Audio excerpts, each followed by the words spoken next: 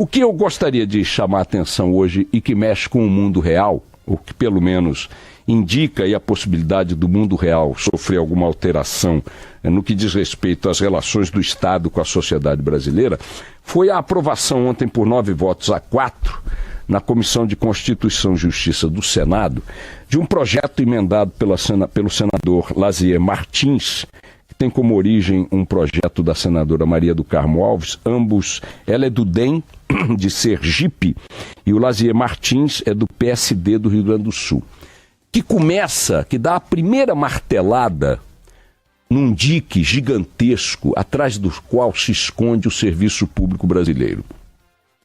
O serviço público brasileiro é feito por servidores públicos.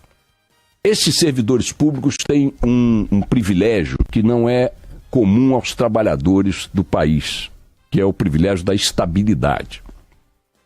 Como eles acessam o serviço público por concursos, dá-se a eles em contrapartida a garantia de que jamais serão demitidos, jamais serão removidos, jamais serão atingidos por aqueles eventos que atingem o trabalhador comum.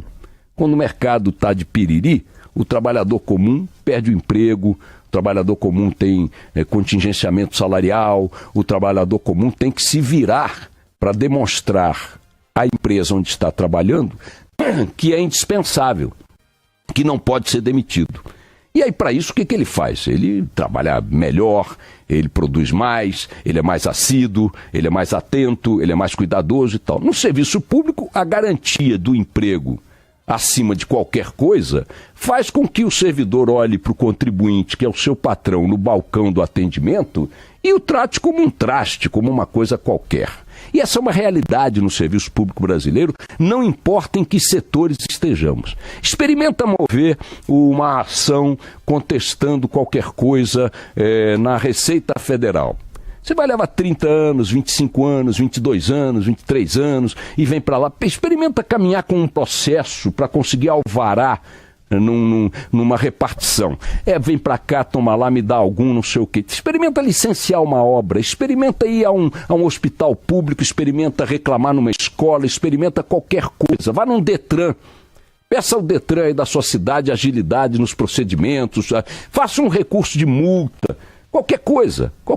O contribuinte brasileiro não tem no Estado brasileiro, nos seus servidores, algo que mereça esse nome de servidor. Nenhum deles, nem o Estado, nem o próprio funcionário, se veem como servidores da sociedade. Consideram-se, ao contrário, uma espécie de elite, uma espécie de fórum supremo, que olha para o resto da população e, portanto, para o resto da sociedade como se fossem figuras de baixo padrão, de menor relevância. E vida segue, porque ninguém toca neles. Essa estabilidade é uma praga que a cultura do Estado brasileiro produziu em benefício de si próprio e contra o interesse da sociedade tomadora do serviço pelo qual pagou antecipadamente na forma de impostos. Então, ontem, na Comissão de Constituição e Justiça, começaram a dar a primeira martelada nesse dique gigantesco atrás do qual se escondem esses privilégios maravilhosos dos servidores públicos. E é claro que nas categorias de servidores públicos você tem os miseráveis, os famintos, basicamente concentrados nos profissionais da educação, com seus salários miseráveis na maior parte do país, servidores da saúde, com salários miseráveis e estruturas deterioradas, e no setor da segurança, onde policiais de baixa patente também recebem remunerações ridículas. Mas dentro desse mesmo sistema público estão os promotores, estão os procuradores, estão os advogados, estão os Receita Federal, estão as polícias federais, tem as categorias de Estado, sobre as quais, aliás, nem sei se haverá a tal da avaliação regular para efeito de demissão, mas o fato é o seguinte: você tem a pirâmide salarial e de privilégios dentro do Estado brasileiro, no judiciário, no legislativo e tal, que a sociedade não consegue encostar. O sabe com quem está falando é a regra vigente, é a cultura dominante no Estado brasileiro.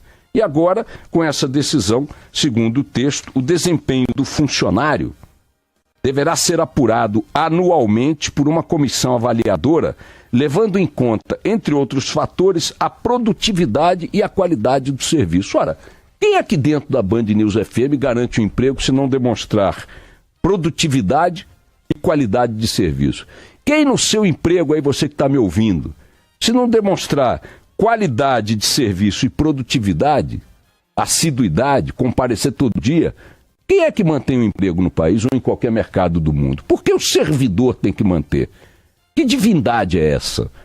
A comissão estabeleceria que seriam feitas 2 avaliações anuais e se em 2 avaliações anuais o servidor avaliado não conseguir a nota mínima, hein, ele aí é exonerado.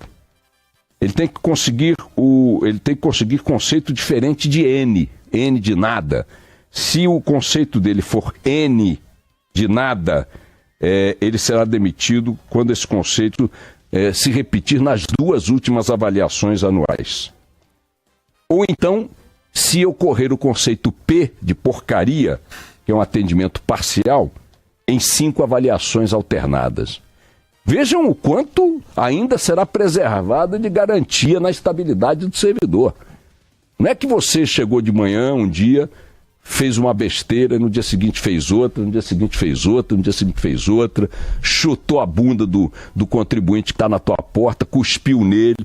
Não é que você não deu atendimento, não é que você sonegou o serviço, não é que você engavetou processo, não é que você faltou ao serviço e aí vai demitir no fim de uma semana ou de um mês, que é o que acontece com qualquer trabalhador com essa performance. Não, ele vai ser avaliado ao fim de um ano.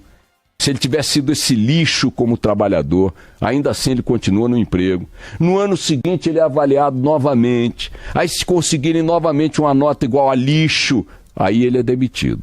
E se ele fizer uma nota quase lixo por 5 anos alternados, aí ele é demitido. Então os privilégios continuam sendo maravilhosos, mas eu continuo dizendo que esse é o fato mais importante do dia, porque é a primeira martelada no dique dessa gigantesca represa de privilégios do Estado brasileiro. Pif!